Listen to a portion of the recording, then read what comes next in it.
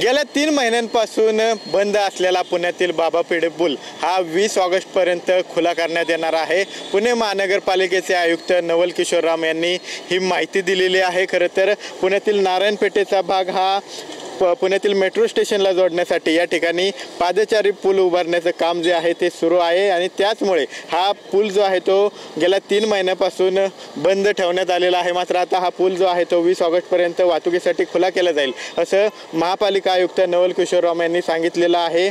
महामेट्रोने खंडोजी बाबा चौक ते महापालिका या दरम्यान मोठ्या नदीतून मेट्रो मार्गकडे नेलेला आहे हा पादचारी पूल। त्यामुळे हा मार्ग नारायणपेठ शनिवार पेठेशी जोडला गेला पाहिजे यासाठी वर्तक उद्यान आणि भिडे पूल या दरम्यान पादचारी पूल उभारण्याचं काम जे आहे ते सुरू आहे। भिडे पूल मे महिन्यापासून वाहतुकीसाठी बंद असल्याने वाहन चालकांना मोठा वळसा घालून खरं तर जावं लागत आहे, तर पादचाऱ्यांनाही मोठी अडचण झालेली आहे। मात्र गणेश उत्सवाआधी हा पूल जो आहे तो सुरू करण्याचं टार्गेट जे आहे ते महापालिकेचं आहे आणि त्याच अनुषंगाने आता हा पूल जो आहे तो 20 ऑगस्टपर्यंत खुला केला जाईल। खरं तर पुण्यातील हजारो दुचाकी वाहनं जी आहेत ती या भिडे पुलावरून जात असतात, मात्र आता हा भिडे पूल बंद केले नाही या वाहन चालकांची मोठी अडचण होत आहे। मात्र आता 20 ऑगस्ट नंतर हा भिडे पूल जो आहे तो वाहतुकीसाठी खुला होणार आहे आणि त्यामुळे आता वाहन चालकाची होणारी गैरसोय सुद्धा टळणार आहे। कॅमेरा पर्सन विशाल रायपुरेसह विनय जगताप, TV9 मराठी, पुणे।